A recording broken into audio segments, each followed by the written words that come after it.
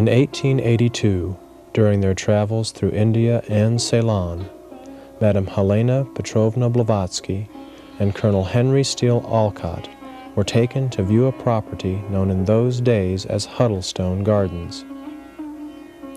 It consisted of a palatial building on the south bank of the Adyar River. Flanked by ancient trees, the property was suggestive of an enchanting country residence. At first glance, commented the colonel, we knew our future home was found.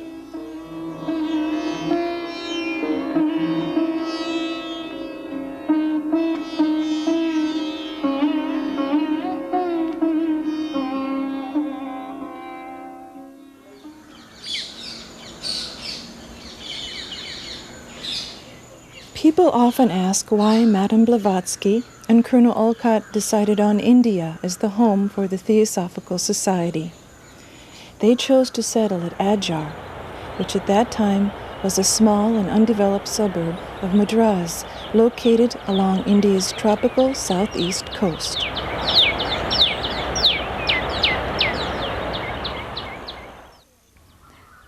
The attitude with which they came is demonstrated by that account of how Olcott, when arriving on the soil of India, bent down to worship that soil. They felt that from India had gone out a great deal of wisdom, which is even now contained in the profound teachings not only of the Hindu tradition but Buddhist, Jaina and so on. There was a spirit of tolerance as well here, of universality. India gave a place of shelter to many different people. So since that time it has not merely been the administrative headquarters, but what people have called a flaming center. That means a center from which a spiritual force can flow out into the world. I have heard that when HPB went to the headquarters building, she came down after going up, she declared the masters want this. Therefore the center, I think, has an importance which is not merely that of its physical beauty, but of something else which impregnates it. Perhaps it has the conditions which make it favorable for the forces from higher regions to get concentrated and to flow out. HPB and Colonel Olcott sailed for India from New York City in December of 1878, 3 years after the founding of the Theosophical Society. With a short 2-week stay in London, they finally landed in Bombay 2 months after their United States departure, hoping to establish a base from which to explore and spread theosophical ideas. From Bombay, they would travel, speak, and write almost non-stop for the next 3 years before discovering the Society's new home. Their popularity grew rapidly. People who had heard about them but had never seen them before felt that some new light was coming.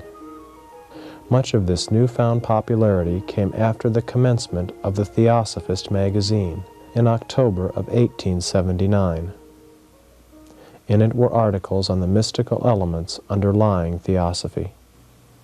Theosophy is the archaic wisdom religion, the esoteric doctrine once known in every ancient country having claims to civilization. Hence, Theosophists have existed ever since the first glimmering of nascent thought, and made man seek instinctively for the means of expressing his own independent opinions. At the time when HPB, through her great writings, pointed out that life is a unity, and she did it wonderfully with so many arguments and citing so many texts from different religions and so on. The concept was quite foreign in the West, and even in India it was partly forgotten. It was certainly not lived. But you see how the idea has caught on. Now there are a lot of ecologists, people who are studying nature, educationists, who are talking about wholeness, about unity, about the interconnectedness of all things upon this earth. There are also other concepts, like the concept that within every human being is the light, that is the light of his own consciousness. It is the only light which can take him on the spiritual path. If you show a beautiful sunset to a blind man, he cannot see it. But if something helps him to become free of his blindness, he can experience all that glory. So it is something like that. Each person has to purify his consciousness, bring clarity, depth, subtlety to it, and therefore he is not dependent totally on gurus, teachers, scriptures, churches, hierarchies. He can bring all this out of himself, which doesn't mean other things cannot help. But this principle of non-dependence is very important, not to become a slave within the framework of a particular religion or an ideology. Both the fanatical devotee of religion as well as the political ideologist is not are not free. But this inward freedom to search, to seek, to find the light within oneself, I think is very important and is fundamental to the work of the society. By the spring of 1882, the Colonel and HPB were in Calcutta towards the end of their second major speaking tour of India. From there they traveled by sea south to Madras, where a delegation of people awaited them. While there, Madame Blavatsky would decide to make Adyar the Society's new home. She displayed her love for the place in a letter to her Aunt Nadia. It is just wonderful here. What air, what nights, and what marvelous quiet. There is none of the city bustle and street yells. I am sitting down and writing, and gaze over the ocean, sparkling and shoreless, as if alive.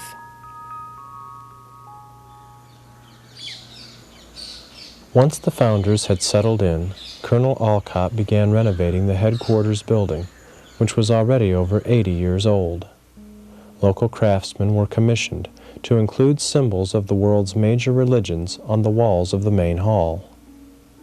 The northeast section of the hall reveals 3 bas-reliefs representing Hinduism, Zoroastrianism, and Islam, while above there are a series of religious symbols enclosed in circles representing Sikhism, Taoism with its circular yin and yang, and Confucianism. Hinduism is represented by Sri Krishna with his flute and the sacred cow, while Zoroastrianism is represented by Zarathustra, Lord of the Golden Shining. To the far right, Islam is seen as a plaque with a design and verse from the Holy Quran, while over it we see a symbol for Shintoism. On the west side of the north wall, there are also religious symbols to Christianity and Buddhism. Based on Holman Hunt's painting, The Light of the World, Jesus is seen here holding a lantern while knocking on a door. Next to Christ is the Lord Buddha sitting in meditation, representing supreme enlightenment.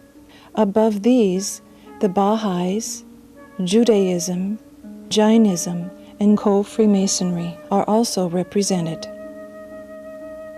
Traditions of the distant past are represented on the south wall and include Mithra, the seven-rayed son of justice, Orpheus, founder of the Greek mysteries, Osiris, the light of lights, Quetzalcoatl, the Toltec and Aztec god, Ashtaroth or Ishtar, the eternal mother of ancient Chaldea and Babylonia, and Ashur, the Assyrian sun god. In an alcove of the south wall, there are life-size statues of both founders, made by the Indian sculptor Govinda Pillai. The statue of Madame Blavatsky was dedicated 8 years after her death by Colonel Olcott. Under the statue, a portion of her ashes were enshrined. After the Colonel's death in 1907, his statue was added to that of his co-worker. Above, in both Sanskrit and English, can be found the motto of the Theosophical Society, "There is no religion higher than truth." To this day, the hall is used as the location of many lectures and ceremonies, and can hold upwards of 300 people. In honor of the Society's efforts worldwide, there is displayed on the west wall a plaque listing those countries where the Theosophical Society is currently represented. But perhaps one of the most important efforts undertaken by Colonel Olcott was the addition of an east wing to the headquarters building for the creation of the Adyar Library. Here he undertook the task to collect and preserve the traditional texts of India at a time when native cultural and religious efforts were being discouraged by Western influences. Olcott's aim, as he put it, was a revival of the original Hindu and Buddhist traditions in India and Ceylon. Over the years, the library has become renowned for its collection of Indian and Oriental works, as well as for its extensive collection of rare loose-leaf manuscripts. One display case contains a loose-leaf copy of the sacred Tibetan Kanjur and Tanjur, printed on paper made by hand from the bark of trees. This Tibetan manuscript was presented to the library by His Holiness the 14th Dalai Lama and contains biographies of Tibetan religious leaders, including the great yogi Milarepa. The library's total collection became so large that in 1967 a bigger, more modern facility was built and includes climate controls for increased preservation capabilities. When Colonel Olcott started the library, he made it a condition that it should always be within the compound of the Theosophical Society. And when the main hall became too small for the library, or when the library grew we found it necessary to have another building. Here we are particular about preserving the manuscripts and books so that they can be of help to the other people. So the readers are not allowed to come to the stacks and make use of the library. They have to select the books and give the number, and the staff here will collect the book and give it to them. That is one way we preserve it, so we don't have many losses in the library. India's tropical climate contributes to the wear of all written materials. Here, workers and volunteers from around the world spend time reconditioning both old and new acquisitions before they are stored or made available to the public. In addition to being a repository of rare books and manuscripts, the library also employs Sanskrit scholars and produces a bulletin dedicated to its ongoing research efforts. In 1982, 100 years after Colonel Olcott's initial efforts, the Adyar Library had some 17,300 manuscripts and 160,000 books. Harvard Sanskritist Daniel Ingalls refers to the library as one of the chief repositories of Sanskrit manuscripts in the world. After the Adyar Library relocated, the east wing of the headquarters building was turned into a museum for the display of items related to the Theosophical Society's long history. Portraits of many well-known theosophists hang on the museum walls, and one can find in the many display cases various memorabilia, even original lecture notes of some of the Society's leading figures. This address was given by Annie Besant at the 32nd Indian National Congress of 1917. Even the office chairs used by both Madame Blavatsky and Colonel Olcott are displayed here. Included in the collection is the famous painting The Messenger, done by the artist Nicholas Roerich and given by him to the Theosophical Society in honor of Madame Blavatsky's great contributions for theosophy. There are also excellent examples of rare religious art and statuary. On rare occasions, special exhibits from the archives are given of some of the more notable pieces not normally on display. Here, convention delegates at the 1991 convention are viewing items related to Madame Blavatsky in celebration of her passing 100 years earlier. This is the famous teacup and saucer, reported to have been produced psychically by her.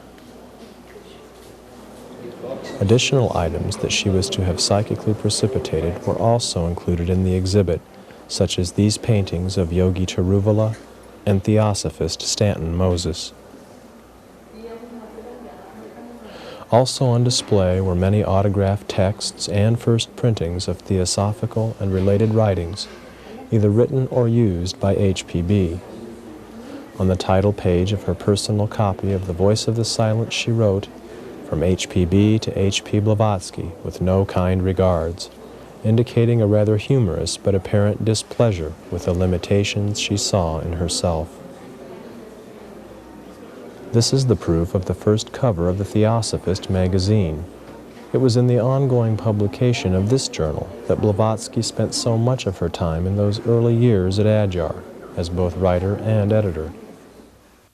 You know the objectives of the Theosophical Society. There are three objects. To build up a nucleus of universal brotherhood, to promote a comparative study of literature, philosophy, religion, and so on. And thirdly, to explore the latent laws in nature, in man, and so on. These are the three broad objects. We in the Theosophists are deeply, vitally concerned with the Brahmavidya, the ancient wisdom in its core aspect. We have got a number of articles which project the Christian, in terms of Christian associations and Christian idiom. I do not think that the difficulty arises as this is a purely Hindu or a purely Buddhist presentation. I don't think it doesn't. No true Christian or no true follower of Jainism will find any difficulty in assimilating what we are writing and what we are. In addition to the Adyar Library, Colonel Olcott was also responsible for the placement of the 5 ancient gopurams or trilithons which adorned the estate. They were brought from the ruined temple site of old Chandragiri and are over 2,000 years old. Each one is sculpted with ancient Hindu symbols and deities. The trilithon nearest the main gate was presented to the campus by Colonel Olcott himself and bears the initials of the founders at its base.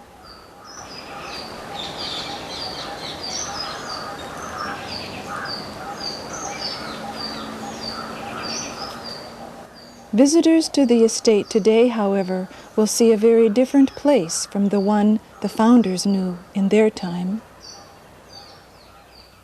It was when Dr. Besant became the president in 1907 that she began expanding the estate, and that happened very rapidly. She said it was necessary to buy more land in order to protect the society, and we see how good that was, because now we are encircled completely by the city, which means there is noise, there is crowding everywhere, and we are well protected. which wouldn't have happened without that expansion. When Mrs. Besant began as president, the estate consisted of only 27 acres of land. In the short 2-year period from 1908 to 1910, the 4 areas known as the Olcott, Blavatsky, Besant, and Damodar Gardens were purchased. She wanted an international center large enough for future expansion of activities and for those members who might come and volunteer a year or so of their time for theosophical study, meditation, and work. With this in mind, the very large multi-unit complex called Leadbeater Chambers was built in 1910. Guests from Western European countries, as well as Australia, New Zealand, and the United States, usually stay here. Each apartment is large enough to accommodate several people during busy periods of the year, for example when the School of the Wisdom is in session and during the annual convention held in December. With southern India's year-round heat, the high ceilings along with the ventilation ports and overhead fans are much appreciated.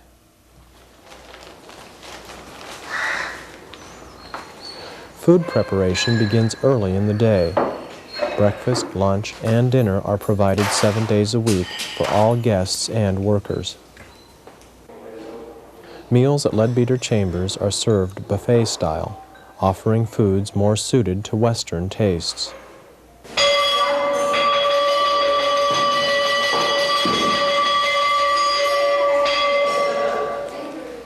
The bell sounds 3 times daily, in the morning, at midday, and in the evening, signaling to everyone that the meal is ready. The Bhojanasala, or eating house, located west of Leadbeater Chambers, prepares and serves food in southern India's traditional thali style, consisting of rasam, a kind of pepper soup, chapati, samba, rice, and curd. Across from the Bhojanasala are the Eastern-style living quarters located in the quadrangle complex. Here, each apartment is small but appropriate for those persons wishing accommodations better suited to Indian tastes. Additional buildings were constructed to house the many permanent workers necessary for Adyar's expanding activities. Today, the offices of general administration are responsible for the day-to-day running of the campus, while a large maintenance department is necessary for its physical upkeep. Right here on the estate, you are able to see the development of Indian architecture. The main headquarters building that goes from the beginning of the 18th century to modern structures like the Theosophical Publishing House building that was created in the 80s. You are able to see a development of the old Anglo-Indian style into the more British bungalow, and then you are able to see the development of purely Indian styles in the smaller buildings like the Bhojanasala. The Leadbeater Chambers was the first poured concrete structure in India. Some of the building sites on the campus also have interesting histories. Upstairs from the main hall of the headquarters building are the offices of the president. While at Adyar, Madame Blavatsky both lived and worked out of this room. Later, it was turned into the main office of the president, where the many difficult tasks associated with both the campus and section affairs worldwide are handled. This is the roof of the headquarters building just outside the president's office, where the Mahatmas Maurya and Kutumi are supposed to have appeared. From here, one enters the apartment where both Colonel Olcott and Annie Besant lived. The furnishings, such as this daybed, are those used by Mrs. Besant. The solarium section, located on the east side of the apartment, afforded her a wonderful location for study. From her windows, she had a beautiful view of the Adyar River.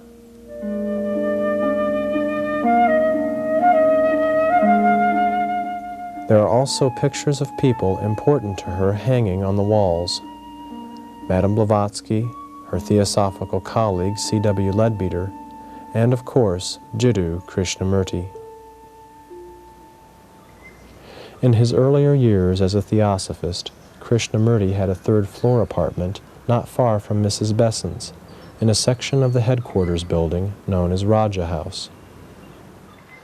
Continuing east from the headquarters along the main path, one eventually comes through a beautiful coconut grove and to a building called Vani Vihar. This building was erected by the Order of the Star in the East, the group dedicated in the early part of this century to Krishnamurti's role as the coming world teacher. Vani Vihar was renovated in 1992 and is currently used to house the many visitors who come to Adyar during its busier periods. Eventually, Krishnamurti would end all attempts by followers to turn him into a kind of avatar and disbanded the Order of the Star in the East. Prior to and during this controversial period, C.W. Leadbeater also resided at Adyar, staying in various locations, including the octagonal bungalow just east of the headquarters building. Today, due primarily to Annie Besant's early efforts, the campus is over 250 acres in size and still thriving. It is also a tropical oasis, offering to its visitors a wide variety of natural beauty. One part of the campus is kept very natural. Very few people really know these areas, fortunately, because the animals don't get disturbed.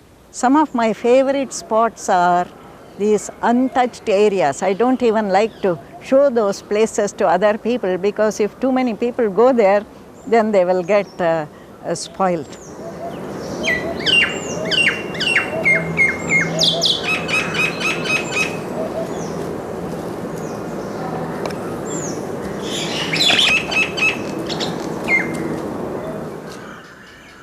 Then, of course, if you go up high on some of the buildings, up on Leadbeater Chambers, right up to the top, or above Olcott Bungalow, even the top of the headquarters building, you get this view of the sea and the river and all the wooded areas with some of the buildings showing up.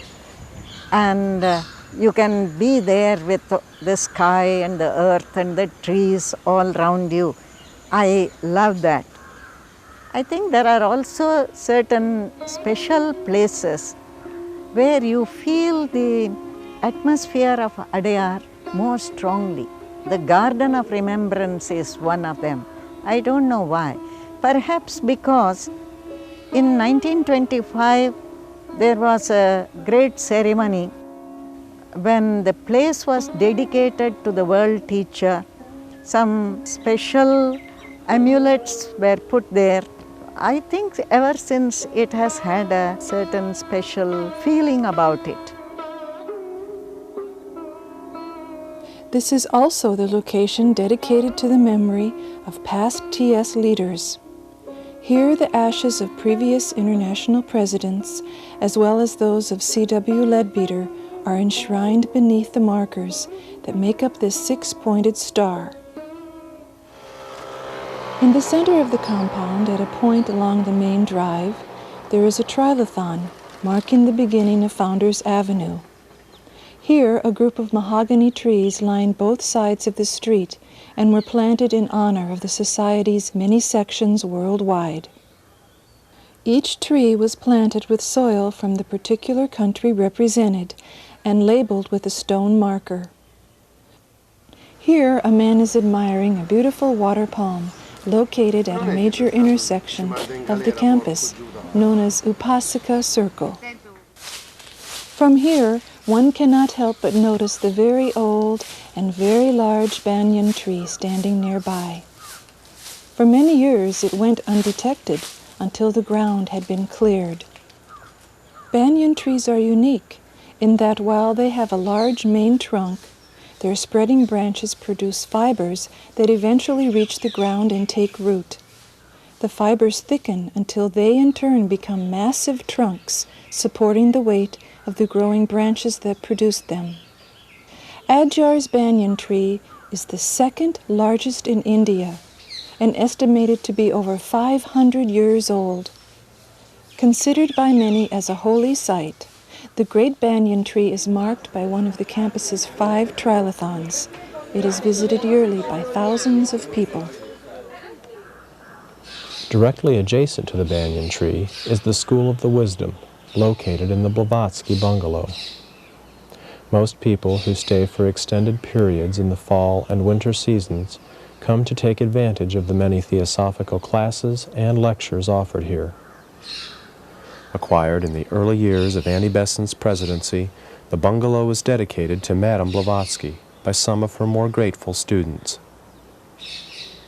An additional plaque was placed on the building in honor of the great Indian poet Rabindranath Tagore, who stayed here for a short time. The daily program at the school begins with a morning meditation, led by the class leader for that day. Classes are led by persons knowledgeable in specific religious traditions or philosophies. Some people come more or less like tourists. That means that they come to have a good time. There is nothing wrong in coming to have a good time, but that's not sufficient to be here. If they do so, then if they come from affluent countries, they find the conditions aren't good enough, they need more comforts and so on, and they feel disappointed. It's more a place for study, for meditation, for inward turning, and for contacts of a subtler, deeper order. Several locations especially reflect this deeper spiritual quality. The Buddhist temple, canopied within the beautiful coconut grove, is one of these. Colonel Olcott recorded in 1883 that he received a note from the Master K.H. expressing the wish that a Buddhist shrine should be erected. The shrine was actually built in 1925 under the direction of C. Jinarajadasa and is still used for silent meditation, prayer, and chant.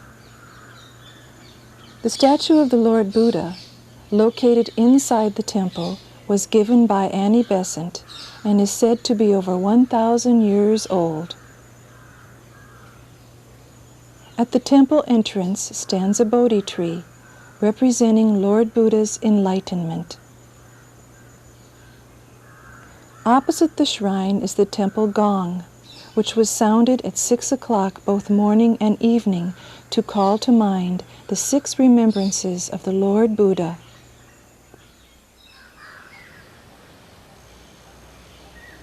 Adjacent to the Buddhist temple, along the main path, is the Olcott Memorial, marking the spot upon which the funeral pyre of Colonel Olcott was erected. Here, his body was given back to the elements by fire on February 17, 1907. 2 walls sweep round in a circle and enclose the exact location upon which the logs were placed.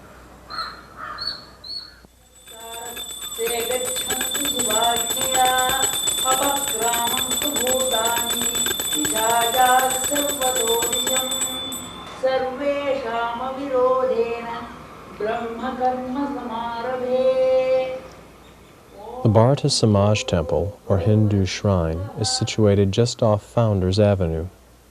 Here, every day at sunrise, devoted worshippers perform the powerful Bharata Samaj Puja. This Hindu temple as such, you never find anywhere else. They call it Vishnu temple or Shiva temple only. When we say Hindu temple, it is something special because it contains all the Hindu deities and the great acharyas or spiritual teachers who propagated various philosophies. Here, mostly all the mantras are purificatory mantras. First we purify ourselves and sip water in the name of God, which purifies us physically, emotionally and mentally. Like that, all the elements, earth, water, fire, wind and ether, that is also purified. We make a big invisible temple of power with our will, with all the mantras, with our great devotion, and then we open it up and all the forces in waves goes into the whole world to benefit all creatures and make them pure and progress in their life. Christians are free to take advantage of the services offered at the Church of St. Michael and All Angels, located just north of the Adyar Library. Here, services are held according to the rites of the liberal Catholic Church. High Mass is held every Sunday morning, and as might be expected at a Theosophical Center, is attended by persons of various faiths. In addition to the high altar, there are 2 side altars, one of which is dedicated to the World Mother under her Christian designation of Holy Lady Mary. The Masonic Temple is situated in the far southeast section of the compound and is dedicated to the service and ritual activities of International Co-Freemasonry. While seldom used, there is also a beautiful mosque available for followers of Islam and is modeled on a smaller scale after the Pearl Mosque in Delhi. There are also temple buildings for both Sikh and Zoroastrian ceremonies. There is a tendency for anyone living here to feel that we are very much steeped in the past. So many of these buildings have cornerstones that they were laid by especially Annie Besant. You know, the estate grew tremendously under her, from the 26 or 27 acres that she inherited as president in 1907 to the tremendous structure it is today. But there is nothing nostalgic about that. We're not constantly going back to that point. We're very aware of events, and I think there is a great tendency to feel that what happens here can affect quite consciously the rest of the Theosophical movement. Of course, there is a mystique about Adyar. There is a tendency, almost a romantic tendency among the members to look at it as a flaming center, the great heart of the TS. But when you think of the immense amount of practical work that goes on here and the tremendous drive of the people who head departments.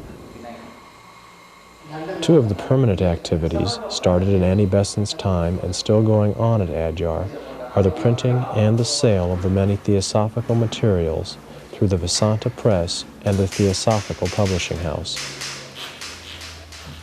This publishing house has been in existence for almost 100 years now, under 2 names. Originally it was called the Theosophist Office, and later on it has been termed as the Theosophical Publishing House. And we moved into this new place about 3 years ago and started functioning. At present, we have about 250 titles on theosophy, science and philosophy. We have an editorial board who are responsible to scrutinize any manuscript we receive for publication, and then on the basis of our acceptance, then we go ahead with printing of it.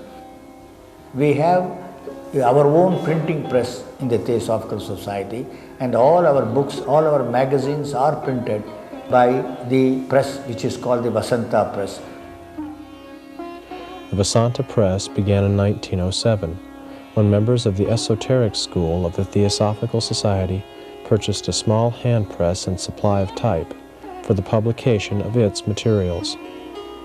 The small printing operation was eventually sold, but later purchased by Mrs. Besant from the Vasanta Institute. The institute formed in response to Mrs. Besant's political efforts for India. The word Vasanta comes from those individuals who worked with her, and is the Indianized form of the name Besant. The press has kept the name Vasanta ever since. In past years, both the press and publishing house activities took place in what is now the General Administration Building, located near the main headquarters. Today, the expanded operations of the Vasanta Press include not only the printing of the many theosophical books and periodicals, but also all departmental forms necessary for Adyar's daily operations. The press is working towards full desktop publishing capabilities and performs nearly all printing activities in-house, from the production of plates for the large printing presses to the folding, cutting, and binding of all books and manuscripts. Visitors to Adyar can buy theosophical materials from the Adyar bookshop, located near the main gate. While specializing in theosophical writings, the bookshop is also known for its fine collection of Oriental literature. We have a lot of not only visitors from all over India, but also from all over the world. And most of the tourists pass through Adyar, as this is supposed to be a place of tourist interest also. And when they come, when they find this Oriental literature, a vast number of books available here, they are really greatly interested. And they say they have come across one of the best bookshop containing such books during their tour. When they come to the bookshop, they inquire about the Theosophical Society also, and that way, as long as I was in the bookshop, I was also an information officer. And as such, I've been able to talk to people, talk to inquirers, and make them interested in Theosophy. And quite a few number of visitors from India have joined the society through that. And quite a number of foreigners have taken our the publicity literature and the addresses of their local centers wherever they are. And I take it that when they return to their homes, they would have contacted the centers. In 1991, at the 116th Annual Convention, member delegates from around the world had a chance to see these and the many other theosophical activities conducted at Adyar. But what about community service? It is often said of theosophical centers that their focus is too intellectual and self-contained.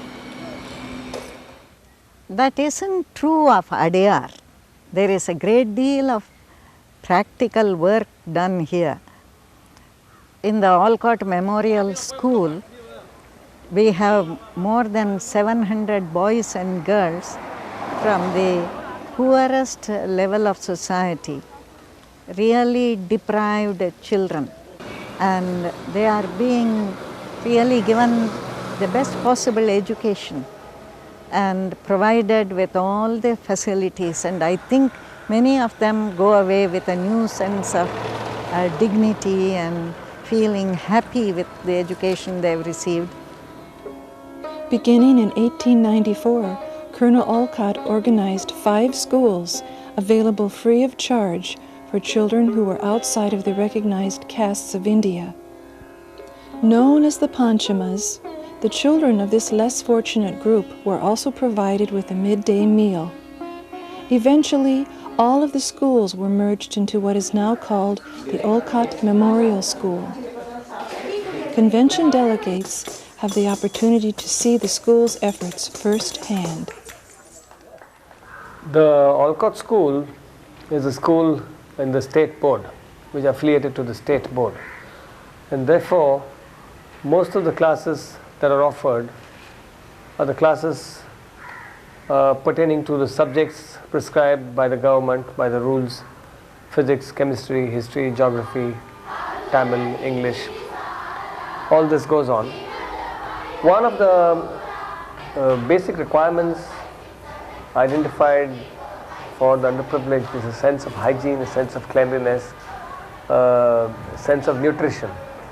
One of the crafts that is offered to the girls is home crafts, and there they learn a hygienic way of cooking meals. They also learn how to have a balanced and a healthy meal. We have not focused so much on the development of a skill as a means of earning a livelihood, but more as a way of allowing the confidence within a human being to surface.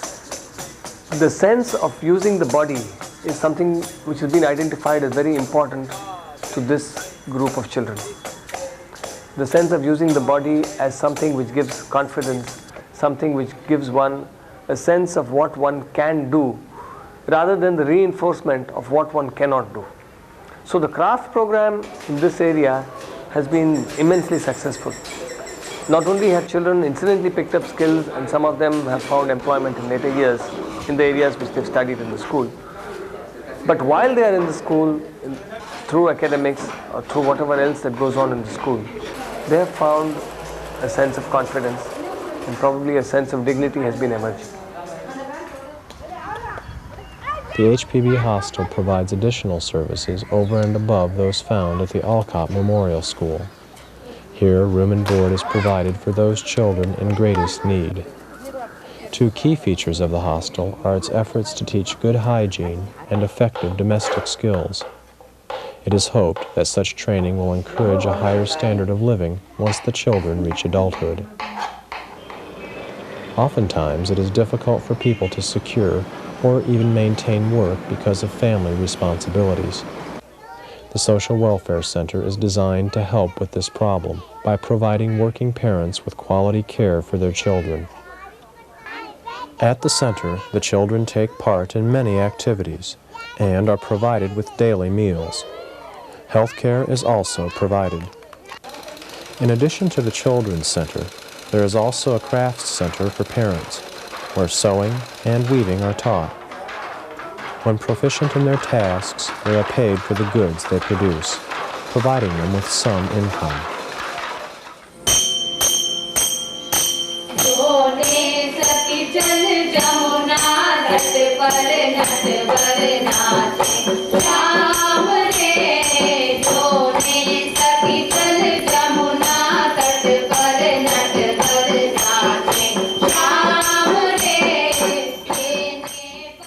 Young people from both the Olcott Memorial School and the Krishnamurti Foundation School performed for the delegates attending the Theosophical Convention.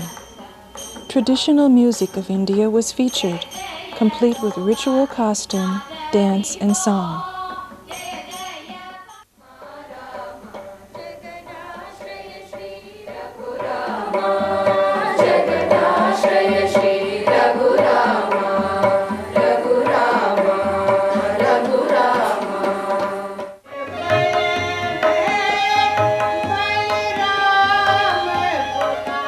Delegates were also treated to a professional recital featuring songs of devotion to God.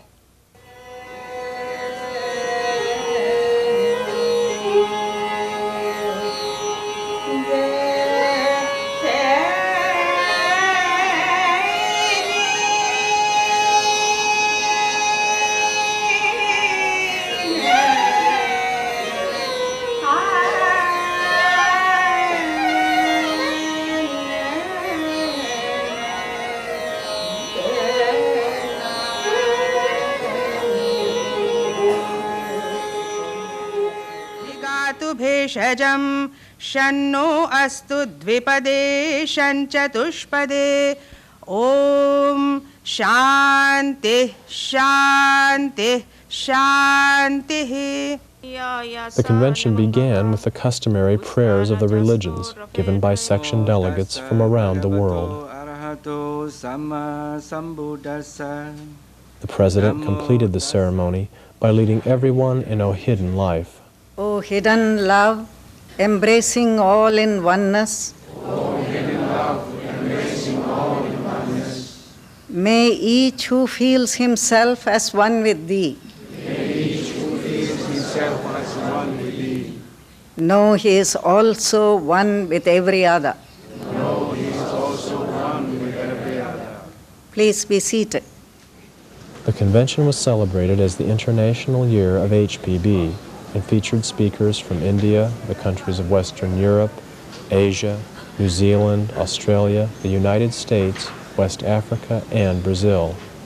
With the fall of the Iron Curtain and the beginnings of a new Russia, the event seemed especially meaningful.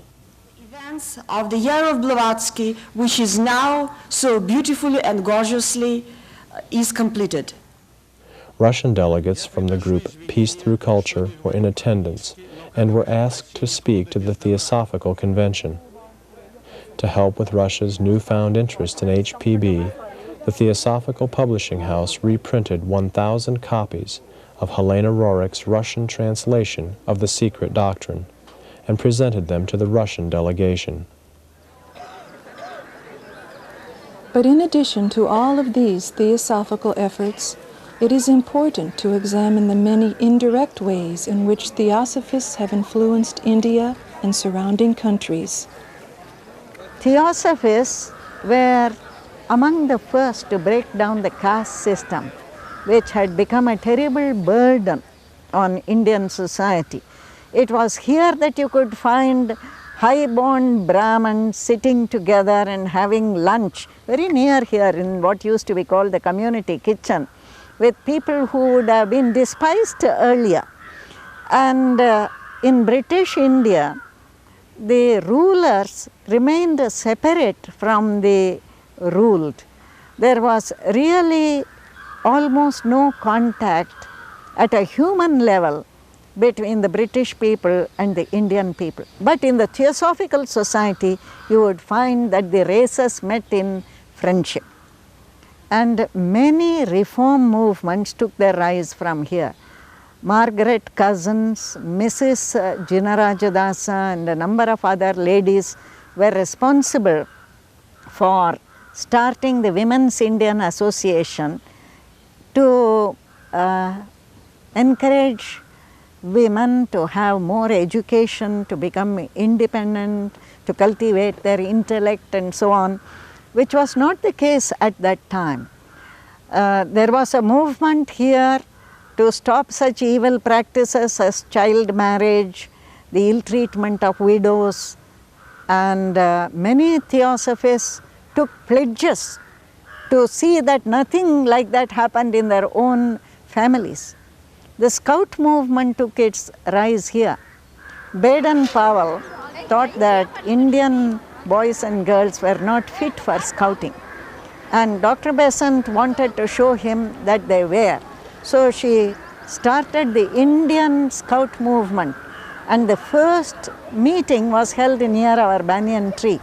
Later on, when it became a great all India movement, even spread beyond India to Burma and other countries, Baden-Powell had to go back on his original thought, and he conferred the Silver Wolf on Annie Besant. This was the highest award that could be given in scouting.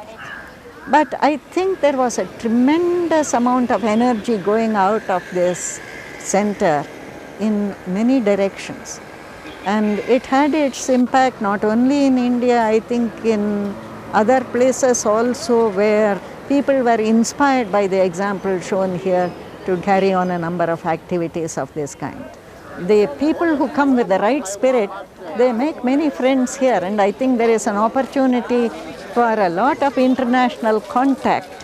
We have always visitors from many countries and even the permanent workers here. When the founders came to this place, after having searched for a long time, they thought this was paradise. Here there were the right inner conditions, the psychic conditions for a headquarters which would at the same time be a spiritual center, from which the forces of the great ones would spread abroad. The right influences would go with every letter, so to speak, which was written from here. So I think we don't need to feel pessimistic about the work which the society has done. Much of it is at a level which cannot be measured. You cannot say how much people have been influenced, who has been influenced. But if we keep contact with the world and not isolate ourselves into an inward-turned community, I think Theosophy will penetrate into the human consciousness in a variety of ways.